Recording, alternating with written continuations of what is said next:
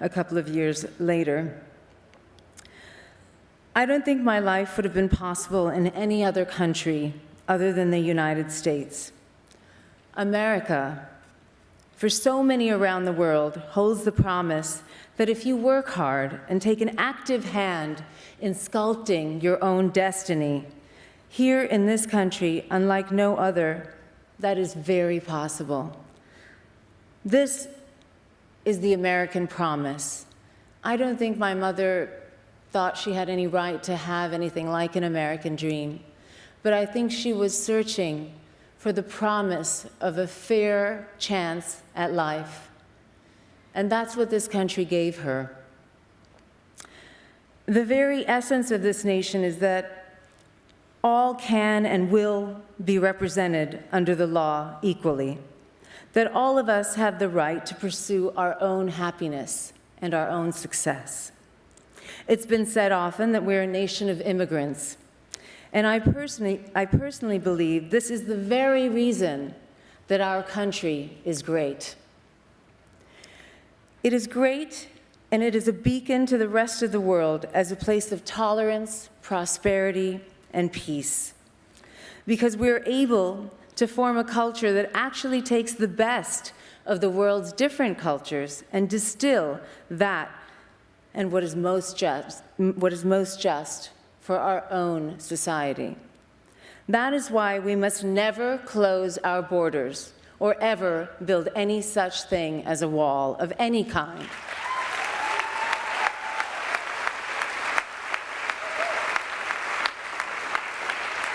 We must never close our hearts to the fact that we are great because of our multitudes.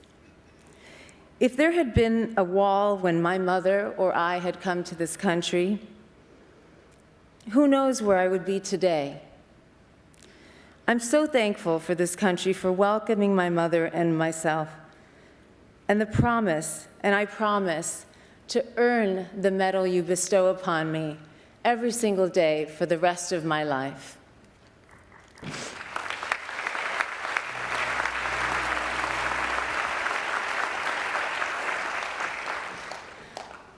I came here on Halloween night in 1974, and I really didn't know what Halloween was. And I remember driving from JFK into Manhattan. My mother lived on the Upper East Side, and getting home, and my mother having a big dish of candy, which I assumed was for me, and seeing all these wonderful costumes on the road. In the 70s, we would still trick or treat in the city. And I remember the doorbell kept ringing, and my mother kept handing candy to these brightly dressed children who I thought were beggars. And I thought, wow, America, this amazing, magical place where all you have to do is get dressed up and they'll give you candy. And I have been in love with this country ever since. And I want to thank all of the men and women of our armed forces for allowing me and everyone else to pursue the freedom to pursue our own dreams and to become the best of who we can be. Because without them, we would be nothing. I just want to thank everyone for this medal. I'm sure that I speak for everyone on this stage when I say that we are so blessed to live in this country, and we're so honored to wear this medal around our necks this evening. Thank you from the bottom of my heart.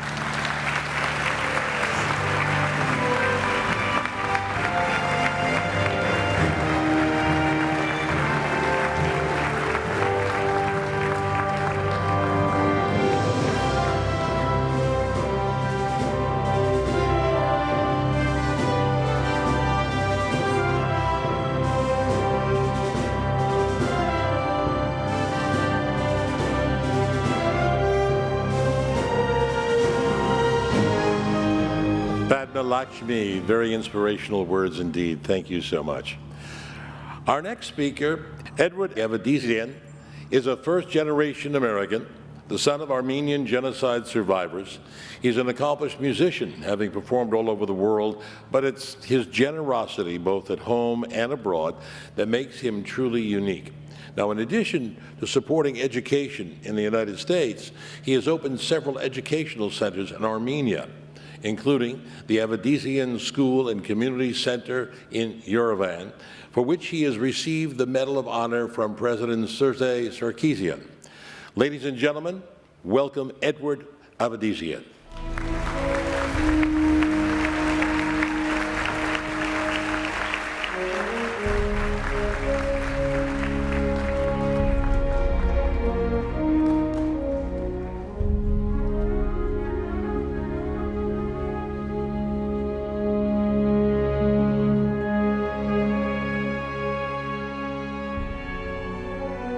Dear guests and fellow honorees, this medal really belongs to my parents, and I honor them by accepting it in their name.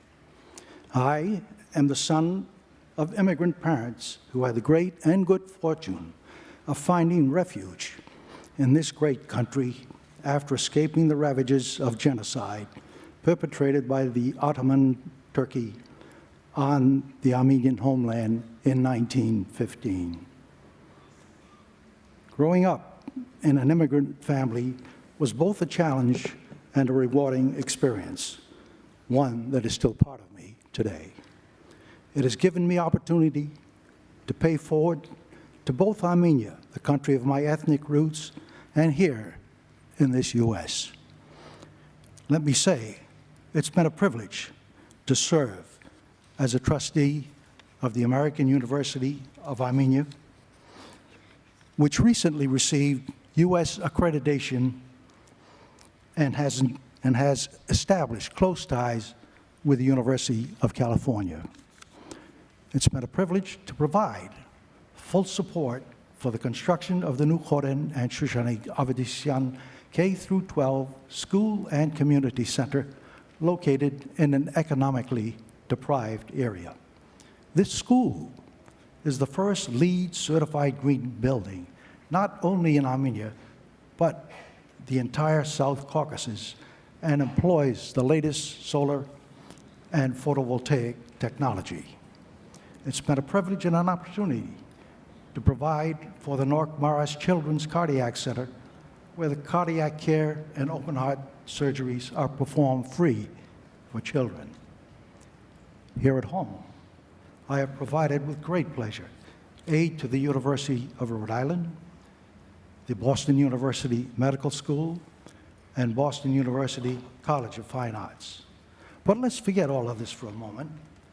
The takeaway of all this is that America is a place where you can learn how to live, and in practice, you learn why you are living. Thank you.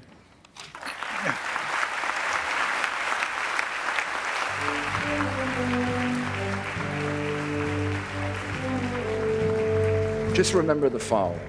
When people talk about closing America down to immigration, as they did 3 or 4 years ago, this is our great secret. This is the great thing about America. This is the thing that makes New York City the greatest city in the world, immigration. We're not afraid of people. We want people. We want new people. We want people who speak new languages and different languages and practice different religions.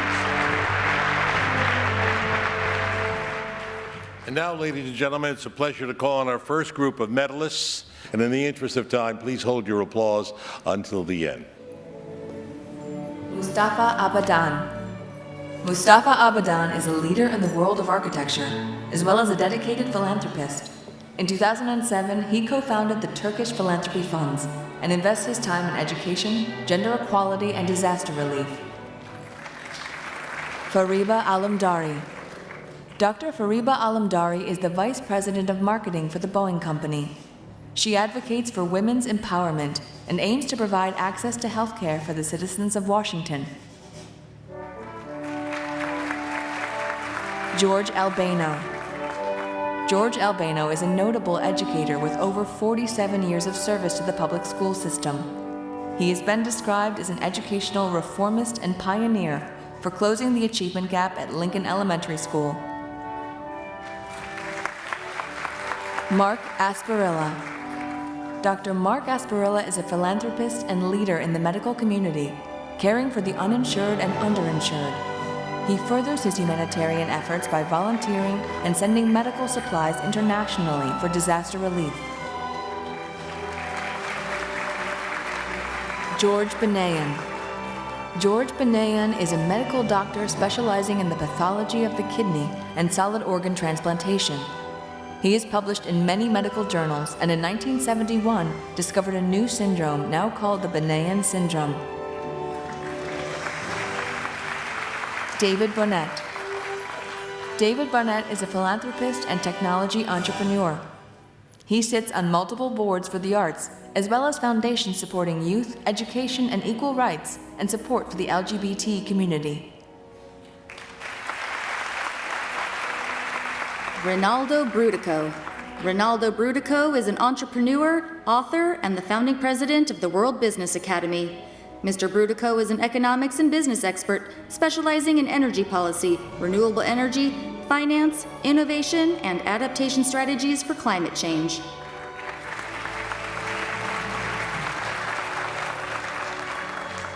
Barbara Peterson Burwell. Barbara Peterson Burwell is an American model and beauty pageant title holder who was crowned Miss USA 1976.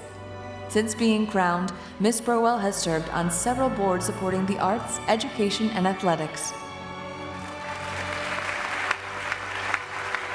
John Campion.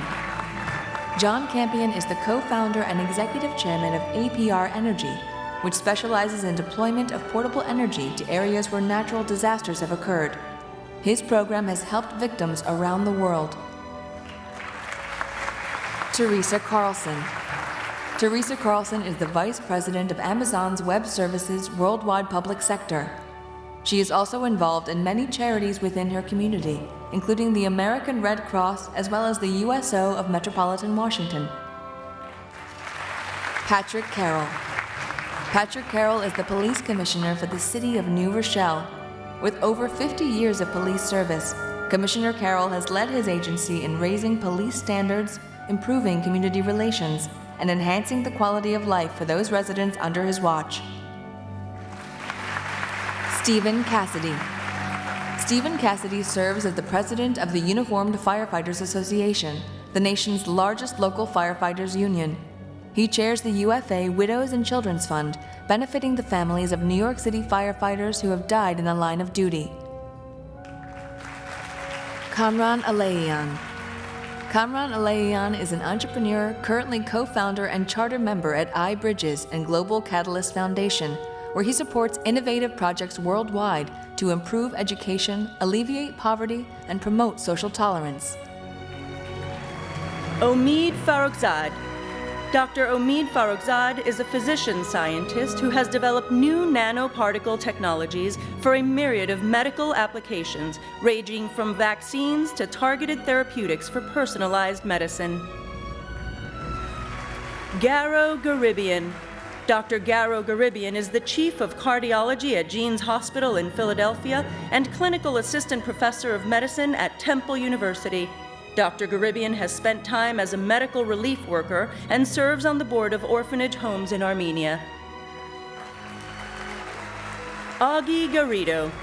Augie Garrido is the head baseball coach at University of Texas at Austin.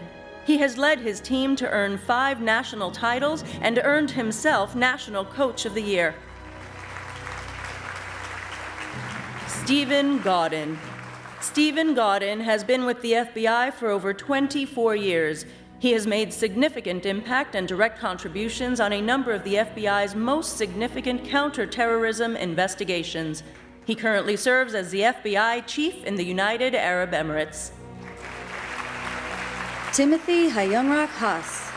Timothy Hayungrak Haas is the president of Timothy Haas & Associates, an engineering and architectural design firm. Mr. Haas also serves as a board member for JAMA, an organization which provides leadership training for youth and empowers them to make a difference.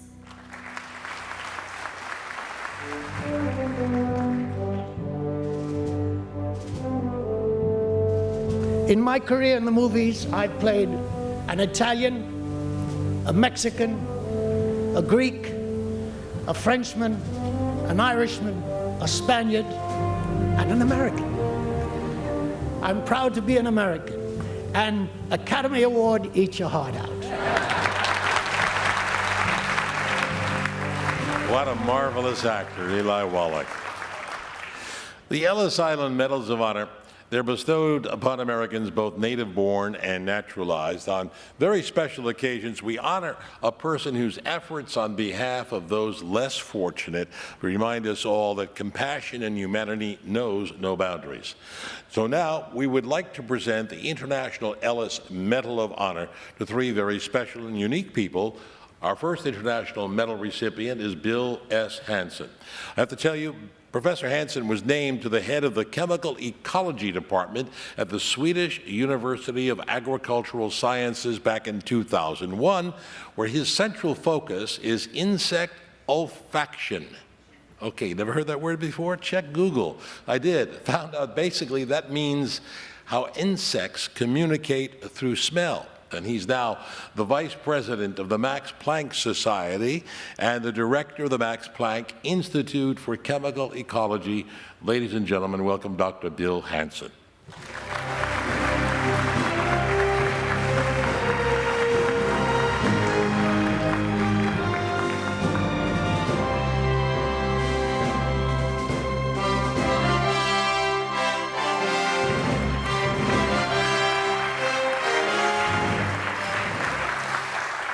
Dr. Hansen, thank you and congratulations. Our next international medalists are mother and son, Bedřiška V. Mundell and Anthony von Mundell. Now, Bedřiška von Mundell is a living legend. She was forced to flee her homeland of Czechoslovakia just before the outbreak of World War II and emigrated right here through Ellis Island, before ultimately settling in Canada, where she has made herself a career as an artist and designer. Her son, Anthony von Mundell, he started the Mark Anthony Wine Merchants in British Columbia, producing world-class wines. He very successfully introduced flavored hard ciders into the U.S., and his winery continues to grow. He is a philanthropic individual, support of the Breast Cancer Awareness Foundation and the Michael Cuccione Childhood Cancer Research Foundation. Ladies and gentlemen, Bedřiška V. Mundell and Anthony von Mundell.